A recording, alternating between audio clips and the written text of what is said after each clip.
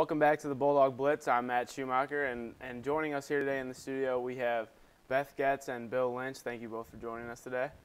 So today we're going to be talking about the state of college athletics, and both of you have pretty significant jobs here at Butler. You're both in the athletic department. You're both associate athletic directors, one for development and one for administration.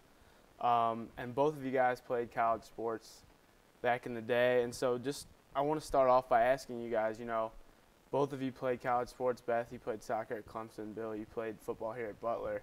How do you think college sports has changed from when you guys played to now? Well, I started my college career kind of still when Title IX was taking off. Yeah. As far as the additions of women's sports. So when I started at Clemson, they had just added women's soccer. So it was kind of at the beginning of the big boom. So I think the difference is just the number of teams that are now offered today and opportunities for women. And then I think, Bill mentioned technology.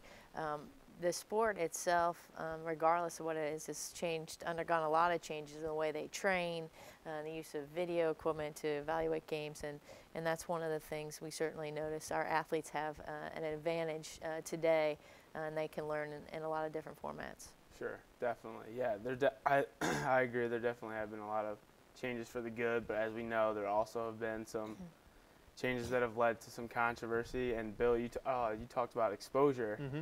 And with that exposure has come, issues of money and revenue and all sorts of things like that. One thing I wanted to bring up is pro agent Drew Rosenhaus said in a panel discussion earlier this month with Bob Costas, athletes deserve more than what they're getting. What they get is not equal to what they're giving up.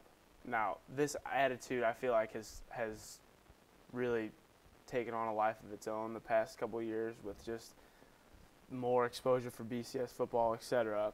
What is your guys' response to that kind of thinking? Well, personally, I'm not a big pay for play. Sure. Philosophically, I had the opportunity through the years to coach at Division III, Division II, in the Mid-American Conference, which is a mid-major, and then at the Big Ten level. So, I have a background right. where, and so let's take the Big Ten level or the high profile, and obviously football, men's basketball are the high profile sports where everybody talks about the revenue that's generated and that the players don't get a piece of it. I think the value of an education and the opportunity to do something you love. Sure. And hey, we all know so many that play and compete and work just as hard and don't even get a scholarship. Right. So let alone those that are scholarships. And there's other things that people don't talk about that people with need.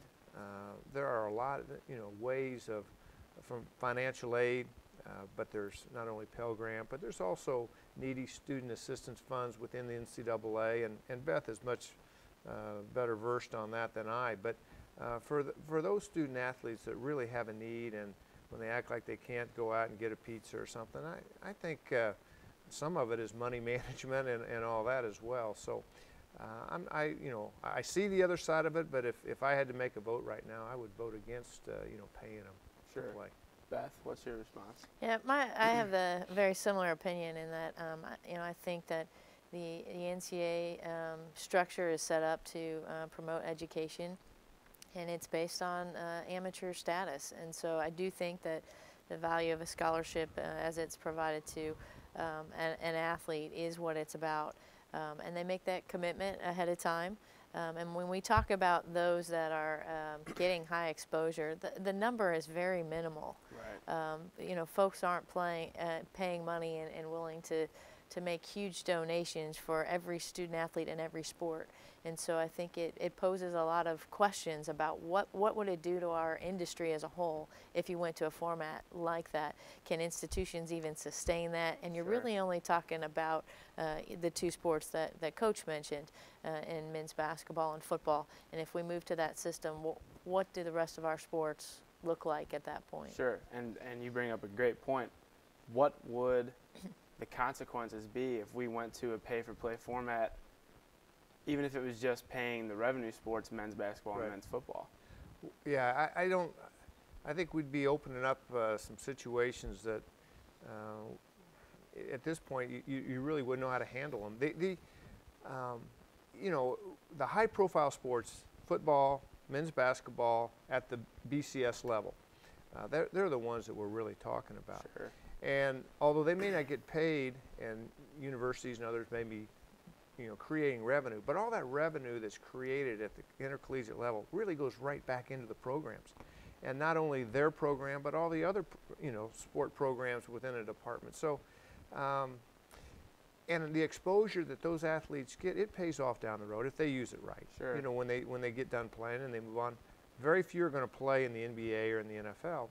But the exposure they've gotten through their college years in terms of marketing themselves, and when they're going out in the job market, people know who they are. That's a distinct advantage that an athlete from, let's say, a sport that doesn't get that exposure doesn't have. Sure, definitely.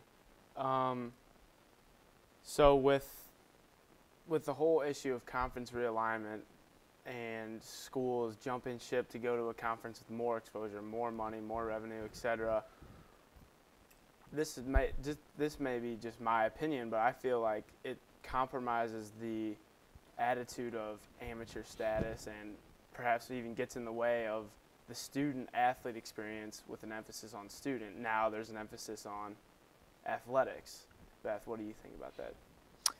Well, you know, conference alignment and all the moves that we've seen so far that's all pushed through BCS football. So we're only talking about one sport, and that's Sure. been the driver there. And it's about funding and exposure, no doubt about it. I'm not sure how they run your department on a day-to-day basis shouldn't take away from the educational aspect of what they're doing. But that money, again, they're putting that money back in, right or wrong, they're putting it back into their institution to help run their other sports, or the keep up with the Joneses, because they're going to have to make improvements to their stadium, and it's a never-ending, kind of a never-ending game. So I think that the money does stay with an institution and with an athletic department, and it does reach beyond that sport. And that's why there's that drive to continually push, because they're going to try and improve their facilities and whatever the next big thing is. And that's all driven by FBS football, Sure. without a doubt. Sure. Just real quick, Bill, you come from coaching a lot of different schools, most recently head football coach at IU, a Big Ten powerhouse football conference. Right. What do you think the biggest difference is between a school like IU and the student-athlete culture at a school like Butler? You know what? Not as much as you think. There's still 18 to 22-year-olds competing, going to class during the day, trying to find out what they're going to do when they get out of school. It really isn't that much different. The exposure is much, much different. Sure. And, you know, let's say in the football area at IU, they're on full athletic scholarship, where at a Butler, they're non-scholarship. But when it comes down to practicing and competing and caring about what they're doing and all those things, there really isn't the difference that a lot of people on the outside think. Sure. Okay, well, thank you both for joining us today. For all of us here at the Bulldog Blitz, thank you for tuning in to us this year. I'm Matt Schumacher.